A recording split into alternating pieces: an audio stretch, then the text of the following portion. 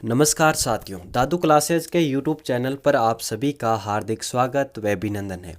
आज हम राजस्थान की किसी भी प्रतियोगी परीक्षा में जो सिनोनिम्स और एंटोनिम पूछे जाते हैं उसका पार्ट 3 लेकर आए हैं। अगर आपने पार्ट फर्स्ट एंड सेकंड नहीं देखा है तो मेरी आपसे गुजारिश है आप पहले पार्ट फर्स्ट एंड सेकंड को देखिए।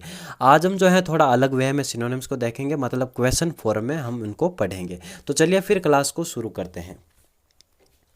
सबसे पहला हमारा वर्ड है दोस्तों, ये है विजिलेंट।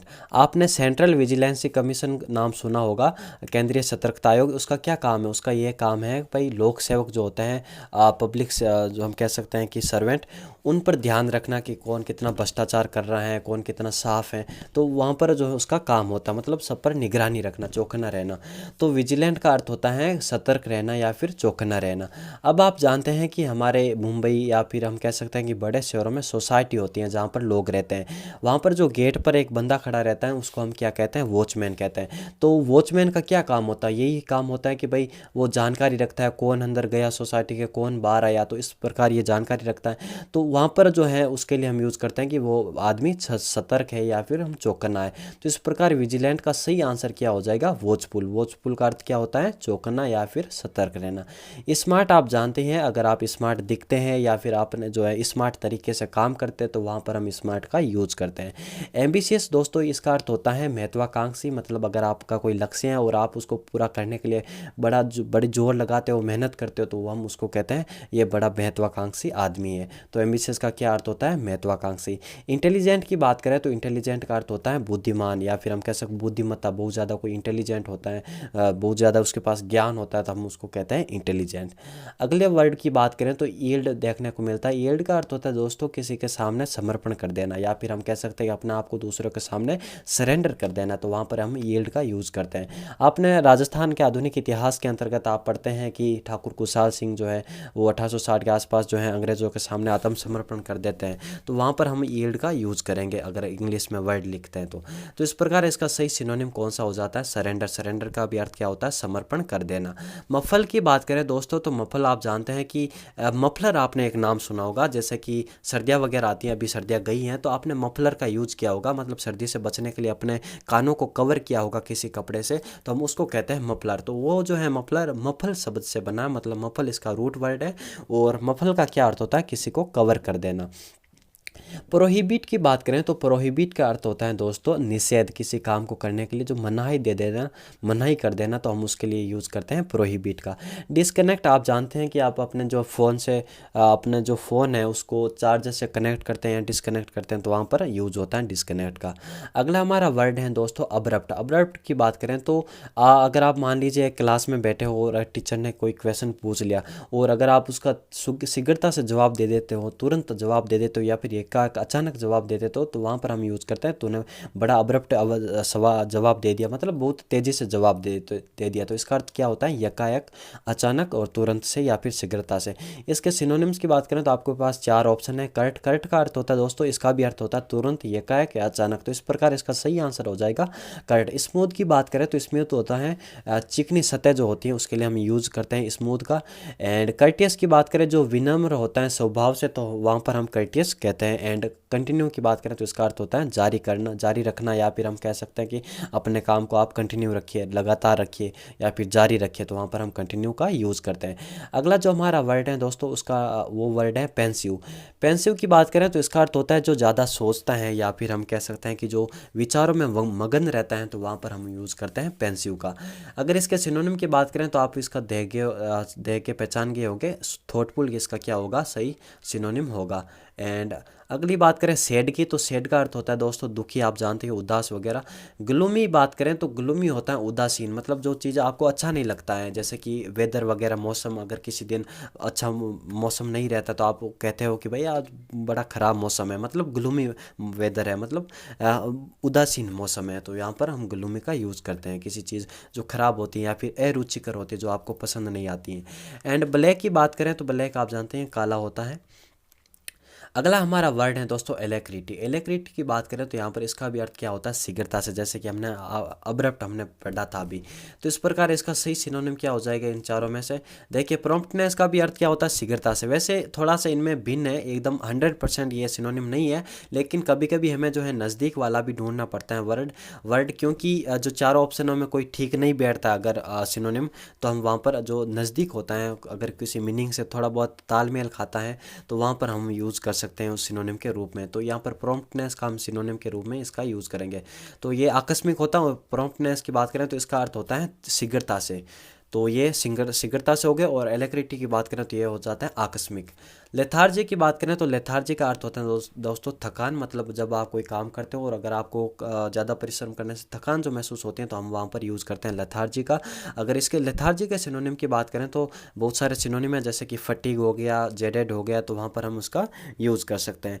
डिटर की बात करें तो डिटर का अर्थ होता है कोई चीज़ जो आपको किसी काम को करने में जो रोकती है, तो वहाँ पर हम उसको एक बैरियर के रूप में देखते हैं या फिर बाधा के रूप में, तो वहाँ पर हम डिटर का यूज़ करते हैं। मतलब किसी काम को करने में कोई चीज़ आपको रोकती हैं तो वो डिटर होता है। अगली बात करें एक्सोल्टेड की, तो एक्सोल्टेड का अर्थ होता है एक्सट्रीम हैप्पीनेस, मतलब आपको बहुत ज़्यादा खुशी जो होती है, तो वहाँ पर हम एक्सोल्टेड का एक अर्थ देखते हैं। अगली बात करें ब्लीक की, तो ब्लीक का भी अर्थ क्या होता है दोस्तों, उदासीन होता है। अगर आप कोई मौसम वगैरह या फिर कोई चीज़ अच्छी नहीं लगती है तो आप कहते हो यार बड़ी ख़राब चीज़ है ये, तो ब्लीक का भी अर्थ क्या हो जाएगा, उदासीन। इस प्रकार इसका सही सिनोनिम अभी हमने देखा था, ग्लूमी का भी अर्थ क्या होता है, उदासीन होता है। चीयरफुल आप जानते हैं बहुत ज़्यादा प्रसन्नता, एंड हैप्पीनेस, जॉयफुल, तो हम वहाँ पर यूज़ करते हैं चीयरफुल का। ब्राइट का अर्थ होता है दोस्तों चमकीला, जो ज़्यादा चमकीला होता है, तो वहाँ पर हम ब्राइट का यूज़ करते हैं। स्कैटर की बात करें, स्कैटर का अर्थ होता है बिखरना, जैसे कि प्रकाश बिखरती हैं, आप लाइट स्कैटरिंग वगैरह पढ़ते हैं वो साइंस में, तो वहाँ पर हम स्कैटर का यूज़ करते हैं। पत्तियाँ जो हैं पेड़ों के नीचे बिखरी हुई पड़ी रहती है, तो वहाँ पर हम स्कैटर का यूज़ करते हैं, मतलब स्कैटर मतलब बिखरना। अगली बात करें, अगली है कैस्टाइज। कैस्टाइज का अर्थ होता है दोस्तों किसी को डांटना या फिर हम कह सकते हैं कि फटकार लगाना। तो फटकार लगाना इन चारों में से कौन सा सही होगा, इन चारों में से सही होगा हमारा एडमोनिस। एडमोनिस का क्या अर्थ होता है, फटकार लगाना या फिर डांटना भी इसका अर्थ होता है। स्टिमुलेट का अर्थ होता है उकसाना, या फिर किसी काम को करने के लिए कोई उकसाता है आदमी, तो वहाँ पर हम स्टिमुलेट का यूज़ करते हैं। एक्सक्लूड और इंक्लूड आप जानते हैं कि किसी चीज़ को सम्मिलित करना, एंड एक्सक्लूड मतलब किसी चीज़ को बाहर कर देना, तो वहाँ पर एक्सक्लूड का यूज़ होता है। अप्रूव की बात करें तो अप्रूव मतलब सहमति, या फिर हम कह सकते हैं कि किसी चीज़ को स्वीकार कर लेना, वहाँ पर अप्रूव का यूज़ होता है।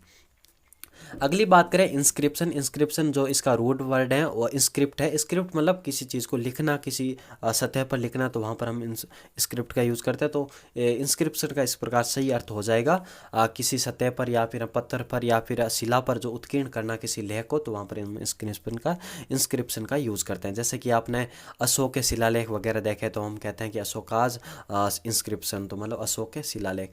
अगर इसके सिनोनिम की बात करें तो इन चारों में से इसका सही आंसर होगा एनग्रेव। एनग्रेव का भी अर्थ क्या होता है, किसी पत्थर पर कोई चीज़ को उकेरना है, किन्हीं शब्दों को उकेरना, तो वहाँ पर हम एनग्रेव का यूज़ करते हैं। जेडेड अभी हमने पढ़ा कि जो लेथार्जी होता है, जो फटीग होता है, थकान, मतलब जेडेड का अर्थ हो जाएगा थकान।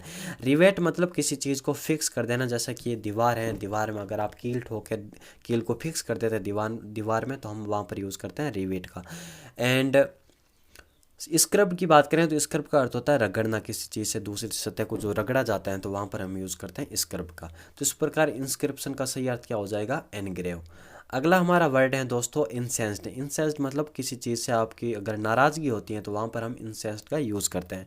इंसेंस्ड का अगर हम सही अर्थ की बात करें इसमें, तो इसका जो सिनोनिम होगा वो होगा हमारा एनरेज्ड। एनरेज्ड जो है ये रेज जो हमारा रूट वर्ड है वहाँ से बना है। रेज का मतलब होता है गुस्सा करना या फिर नाराज़गी, तो इस प्रकार इसका सही सिनोनिम क्या हो जाएगा, एनरेज्ड।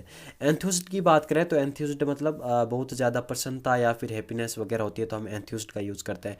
इनफ्लेम्ड की बात करें तो इनफ्लेम्ड मतलब फूलना एक तरीके से, तो वहाँ पर हम रोटी वगैरह फूल जाती है, तो वहाँ पर हम इनफ्लेम्ड कहते हैं उसको। एक्साइटेड की बात करें तो एक्साइटेड मतलब उत्तेजित, किसी काम को करने के प्रति अगर आप ज़्यादा उत्तेजित हो जाते हो, आपको क्यूरियसिटी आ जाती है, मतलब जिज्ञासा हो जाती है, तो वहाँ पर हम एक्साइटेड का यूज़ करते हैं। अगला हमारा वर्ड है दोस्तों अबेस। अबेस का क्या अर्थ होता है, अबेस का भी अर्थ होता है नाराज़गी एक तरीके से, या फिर हम कह सकते हैं कि घबराहट, घबराहट, नाराज़गी। तो इस प्रकार इसके अर्थ देखने को मिलते हैं। तो अबेस का यहाँ पर सही सिनोनिम क्या होगा दोस्तों, या इन चारों में से सही सिनोनिम होगा हमारा कन्फाउंड। कन्फाउंड की बात करें तो इसका भी अर्थ क्या होता है, नाराज़गी होता है। एनकरेज की बात करें तो एनकरेज एनकरेज का अर्थ होता है हमारा किसी काम को करने के लिए आप जो किसी को उत्साहित करते हो, तो वहाँ पर हम एनकरेज का यूज़ करते हैं। फोर्सेक की बात करें तो इसका अर्थ होता है त्यागना, यानी रिनाउंस, रिनाउंस लीव वगैरह। तो यहाँ पर हम त्यागना, किसी चीज़ को आप छोड़ देते हो, तो वहाँ पर हम फोर्सेक का यूज़ करते हैं। परस्यू की बात करें तो इसका अर्थ होता है जारी रख, मतलब किसी चीज़ का पीछा करना। परस्यू, जैसे कि जो कुत्ता है वो बिल्ली का पीछा करते हैं, तो वहाँ पर हम कहते हैं परस्यू। या फिर आप अपने जो लक्ष्य का पीछा करते हो, तो वहाँ पर हम कहते हैं कि परस्यू, आप किसी लक्ष्य का परस्यू कर रहे हो, मतलब पीछा कर रहे हो। तो इस प्रकार अभ्यास का यहाँ पर सही क्या अर्थ हो जाएगा, कन्फाउंड। कन्फाउंड का क्या अर्थ होता है, नाराज़गी, और अभ्यास का भी क्या अर्थ होता है, नाराज़गी। अगला हमारा वर्ड है दोस्तों स्टेस। स्टेस की बात करें तो इसका सही जो अर्थ होता है वो होता है किसी चीज़ को जो है एकदम सुरक्षित तरीके से स्टोर करना, या फिर हम कह सकते हैं कि संग्रहित करना। तो वहाँ पर हम यूज़ करते हैं इंग्लिश में वर्ड, वो होता है हमारा स्टेस। स्टेस की अगर यहाँ पर सिनोनिम को देखें तो यहाँ पर सिनोनिम हमें देखने को मिलता है कैश। कैश का भी अर्थ क्या होता है, स्टोर करना।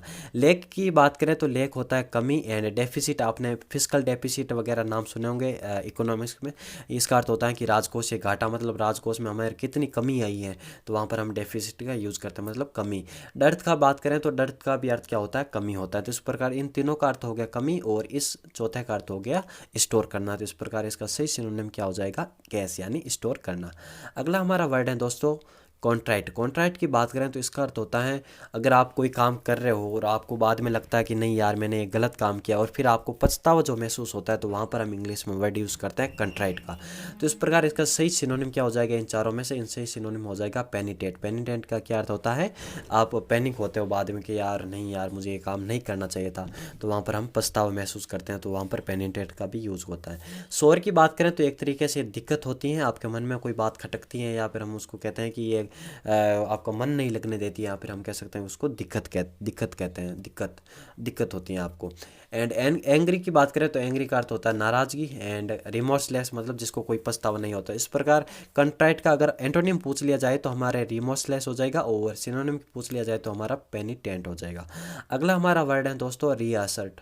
रीअसर्ट की बात करें तो रीअसर्ट मतलब जोर देकर अपनी बात को मनवाना। जैसे कि अब पिताजी से हम अपनी बातों को मनवाते हैं कि नहीं मुझे इतने पैसे चाहिए पापा जी, मुझे ड्रेस लानी है, मुझे जूते लाने हैं।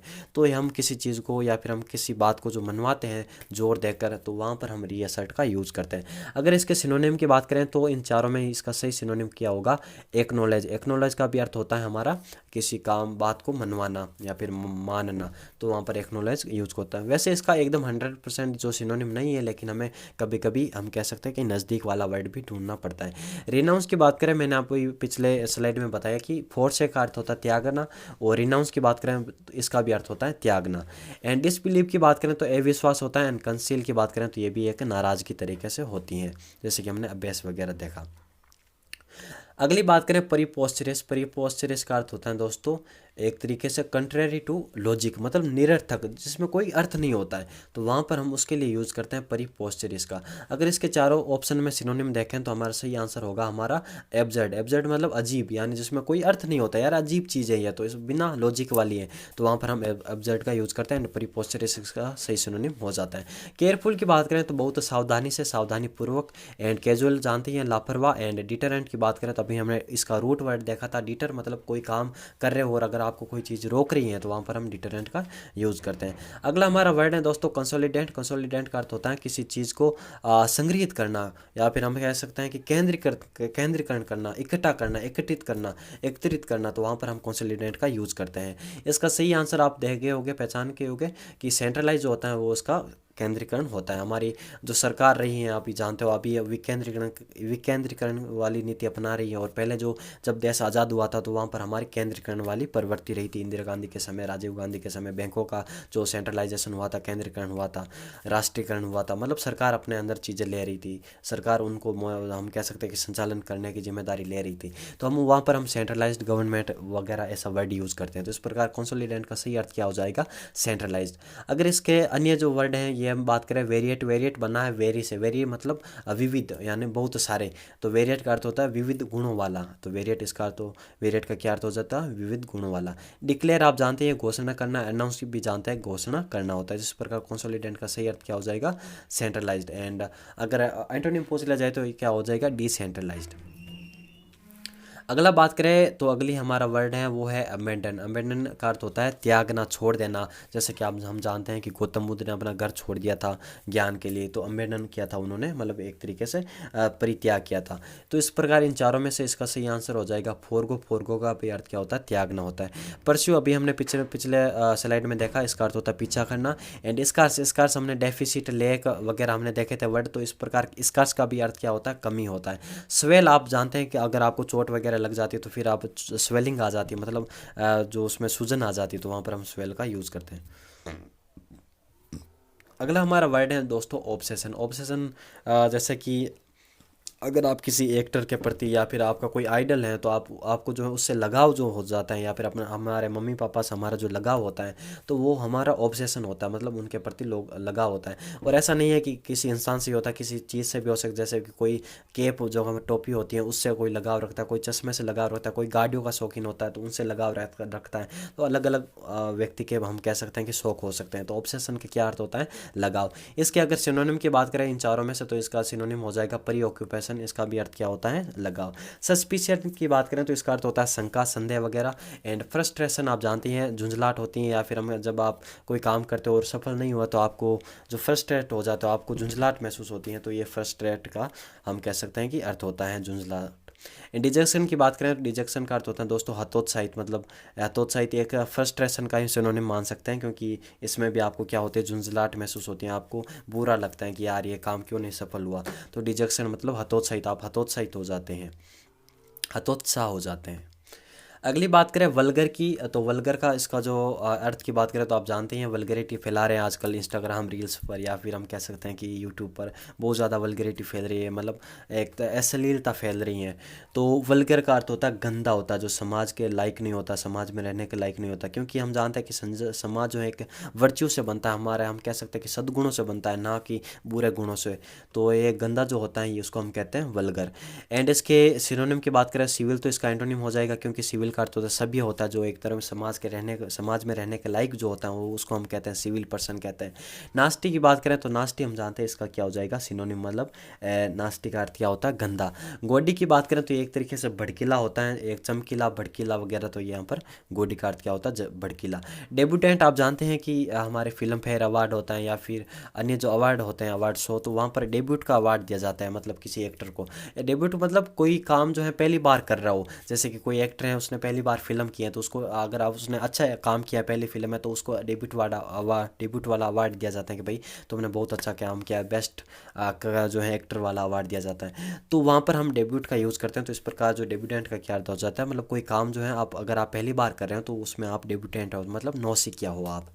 अगला हमारा वर्ड है दोस्तों रेस्ट्यू। रेस्ट्यू मतलब जो हम कह सकते हैं कि हमारा कोई बच्चा होता है, बच्चा किड्स वगैरह, तो वो ज़्यादा रेस्टिव होते हैं क्योंकि हलचल करते रहते हैं, वो ज़्यादा हम कह सकते हैं कि एक तरीके से शांत तरीके से बैठ नहीं सकते हैं, वो इधर से उधर हम कुछ कूदते रहेंगे फुदकते रहेंगे, तो वहाँ पर हम रेस्टिव का यूज़ करते हैं। ये बड़े रेस्टिव किड्स हैं यार, बहुत बड़े हैं, तो हम कह सकते शैतान बच्चे हैं, तो वहाँ पर हम रेस्टिव का यूज़ करते हैं। रेस्टफुल हम जानते हैं एकदम शांति से सो जाना, रेस्टफुल हो जाना है मतलब एकदम एक तरीके से शांत हो जाना।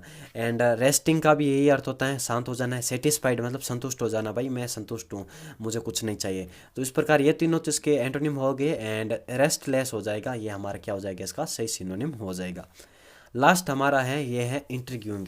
इंटरव्यूइंग का अर्थ होता है दोस्तों एक तरीके से कोई काम कर रहे हो, अगर आप पहली बार कोई काम कर रहे हो, या हम कह सकते हैं कि किसी कॉलेज हैं, अगर कॉलेज में आपने एडमिशन लिया और आप पहली बार जा रहे हो तो आपको एक तरीके से हम कह सकते हैं जिज्ञासा महसूस होगी, यार कैसे होगा हमारा, कैसा कॉलेज होगा। तो हम कह सकते हैं आप उसके बारे में जानने के लिए आप क्या होंगे, क्यूरियस होंगे, मतलब आप जिज्ञासु होंगे। तो यहाँ पर इस प्रकार इंटरव्यू का अर्थ हो जाता है जिज्ञासु प्रवृत्ति का। तो इंटरव्यू के यहाँ पर सिनोनिम क्या हो जाएगा क्यूरियस। एंड इंटरेस्टिंग हम जानते हैं कि एक तरीके से हम इंटरेस्ट होता है, आप उसमें इंटरेस्ट ले रहे हो, रुचिकर होता है, उसके लिए हम और इंटरेस्टिंग यूज़ करते हैं इंग्लिश में।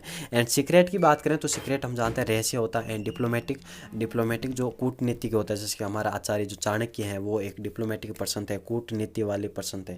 तो मिलते हैं आपसे नेक्स्ट वीडियो में। धन्यवाद।